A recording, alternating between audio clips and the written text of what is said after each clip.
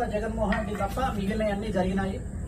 ఒక జ్యోతిష్యునిగా వేణుస్వామి అంటే ప్రస్తుతానికి సోషల్ మీడియాలో తెలియని వారు లేరు. ఇక ఈ ఎన్నికల్లో జగన్మోహన్ రెడ్డి నేతృత్వంలోని వైసీపీ అధికారంలోకి వస్తుందని, ఆయన మరోసారి ముఖ్యమంత్రి అవుతారని వేణుస్వామి చెప్పారు. ఇది అబద్ధం అంటూ power star Pawan Kalyan win అయ్యారు. ఇక సీఎంగా చంద్రబాబు నాయుడు వచ్చారు. ఇక పలువురు టీడీపీ నేతలు కూడా వేణుస్వామిపై ఫైర్ అయ్యారు. అయితే వేణుస్వామి చెప్పింది జరగకపోవడంతో వేణుస్వామిపై ట్రోలింగ్స్ మొదలయ్యాయి. ఇక ఈ ట్రోలింగ్స్ పై వేణుస్వామి మరోసారి రియాక్ట్ అయ్యారు.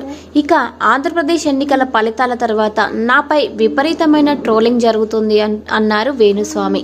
ఇది అందరూ చూస్తున్నారు. అయితే నాపై ఎంత ట్రోలింగ్ జరిగినా పర్లేదు, ఇదేమీ నాకు కొత్త కాదు. అలానే నేను ఏం భగవంతుణ్ణి కాదు. నేను చెప్పిన వాటిలో 100కి 99% అన్ని జరిగాయి. ఇది నా సక్సెస్ రేట్.